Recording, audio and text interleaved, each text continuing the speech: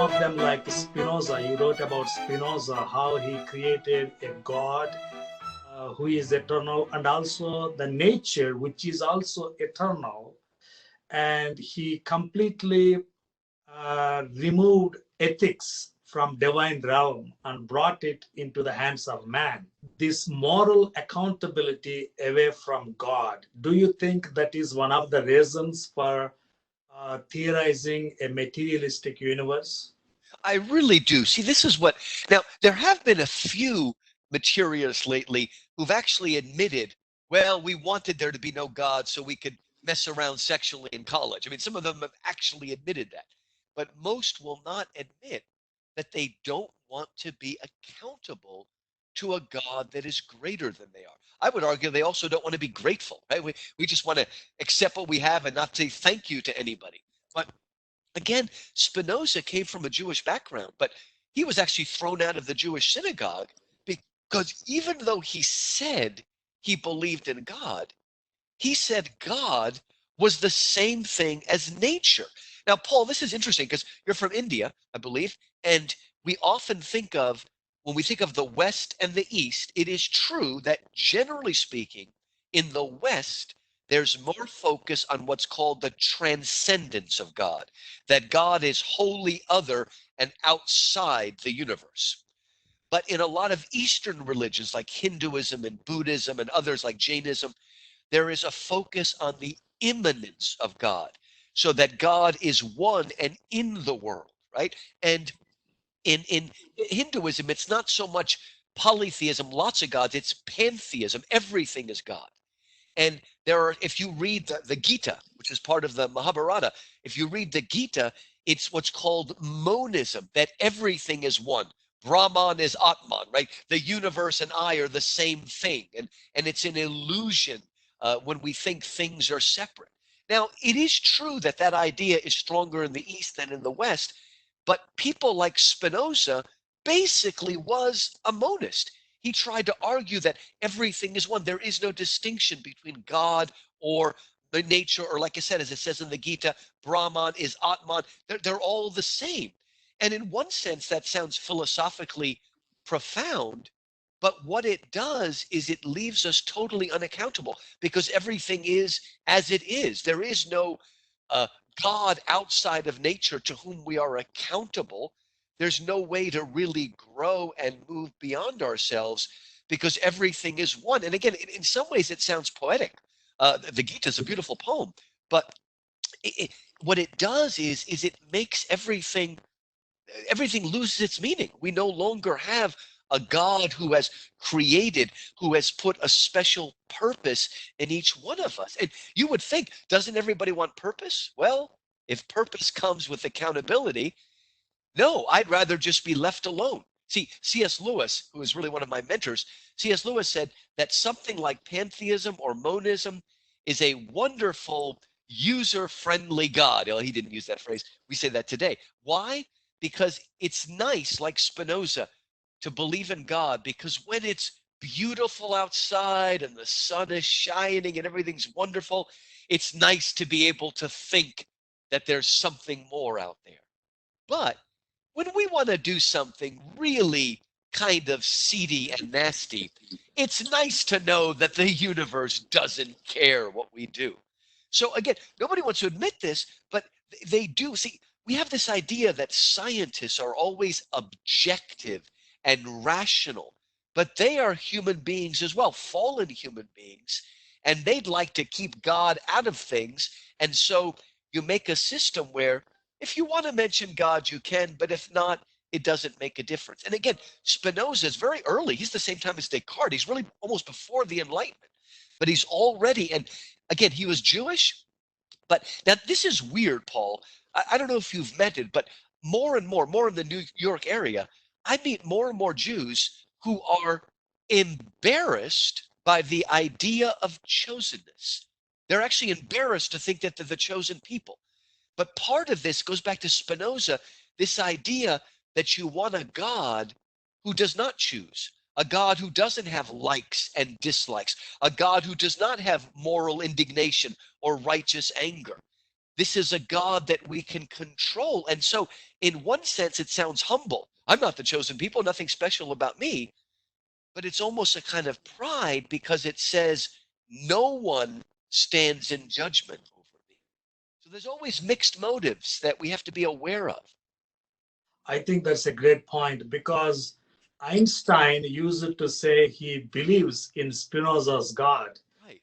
And if you look into Einstein's life, he was he was cheating on his wife. I mean, See? he was cheating on his first wife. He was cheating on his second wife. He had countless affairs. And yes, Einstein was a great scientist. He gave us theory of relativity. Right. Everything is so great, but he probably didn't like the idea of moral accountability to Right. God. And it was easy for him to say, I just believe in Spinoza's God. Right.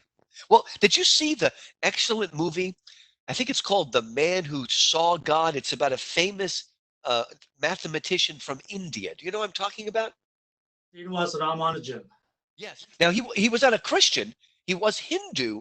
But what's interesting about that movie, now of course he's in Oxford or Cambridge, which is supposed to be a Christian country, but most of the people he meets are not believers, like Bertrand Russell.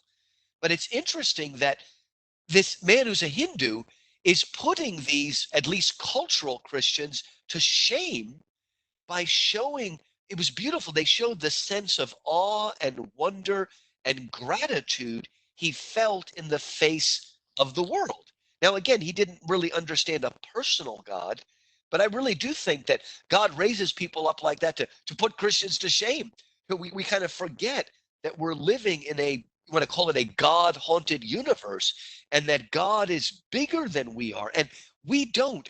Einstein didn't invent the theory of relativity. He discovered it, right? It was already there. He didn't make up E equals mc squared. He discovered something that was put there from the beginning. And when we understand science like that, it opens up to something that's much wilder and stranger and more beautiful and more awesome. Ramanujan used it to say that, I mean, he was so proficient. We are still using his mathematics, Wow, string see? theory, and quantum mechanics, and all that. And he used it to say every time he comes up with a mathematical equation, he would take some time to worship God Wow. because those pure mathematics, all those equations are so beautiful, Right. and they would connect him to physical discoveries. Wow. Like the mathematical calculations he was making in his mind, helping him to understand even the physical world. Wow. You know, And I thought that was so profound. it is I mean, as you know, that when you're a physicist or a scientist and you're trying to determine whether your new principle is true, one of the criteria that one of those scientific principles is true is what they call elegance. The more beautiful and simple and elegant it is, the more likely it is to be true. That would not be the case if we lived in a universe that was totally random. Only true if we live in a universe that has been designed and fashioned and framed. Wow. Earlier, you mentioned Carl Sagan's words that nature is, was, and always will be.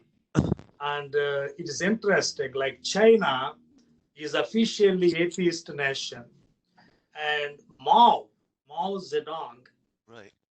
during his lifetime, he outlawed teaching of Big Bang theory in Wow. China because he said that when people think about, if they accept Big Bang theory, they will think about God. Wow. I hadn't heard that, but that makes And, sense. He and knows. he said, we are not going to teach Big Bang theory in any Chinese schools because we are an atheist nation. Wow.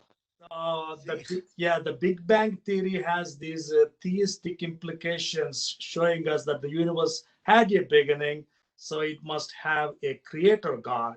Right. And Carl Sagan still went on to make his Cosmos teleseries and play with those words that nature is, was, and always will be. And as he probably knew, he was rather blasphemously taking in Revelation chapter 4. John is taken up into the throne room of God, where he sees the cherubim and seraphim and the 24 elders all worshiping God, like the beautiful hymn, Holy, Holy, Holy.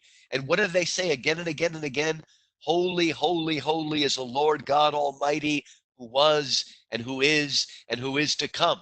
And really, in some ways, Carl Sagan is, I think he's stealing that, right? And whoo, he was an interesting fellow. So take everything, every attribute of God, and fix it on matter. Exactly. And it's just, like I said, they do this all the time. They speak of nature and chance and matter as if it had choice and purpose. And in my book, I also mentioned that the communists do that with history. They speak of history as if it's a force that's moving things, and the party is history. You see that in China, you see it in the Soviet Russia. And again, no, history doesn't do anything. It's not a causative agent. And yet they want to do that. They want to rob it of any kind of personality. See, even people who believe in God, they like to say, okay, I'm personal. God must be impersonal. God is not impersonal. He's transpersonal. He's more than we are, not less than we are. Nature, which is unconscious, amoral, and it cannot therefore create something that is conscious and moral and purposeful and free. You can't, the old phrase is water cannot rise above its source, right? So something that is impersonal cannot create personality. Something which is deterministic and has no choice cannot create something that has free will. And these are just, you know, we mentioned a moment ago a Hindu scientist. If you go way, way back, there was a famous Muslim philosopher named Kalam, and he posited something that people have gone back to. He said it's what you call a syllogism. And first he said, whatever comes into being must have a cause. And even Epicurus understood nothing comes from nothing. That's a basic law of physics and science. So the first premise that all people should accept is that anything that comes into existence must have a cause. The second part is the universe had a beginning. It came into existence. Therefore, the universe must have a cause. So here's a Muslim scientist over 1,000 years ago saying this. Now we've got to come back to it. It took science thousands of years to catch up with the Bible. In the beginning, God created the heavens and the earth. It's ironic. It's ironic.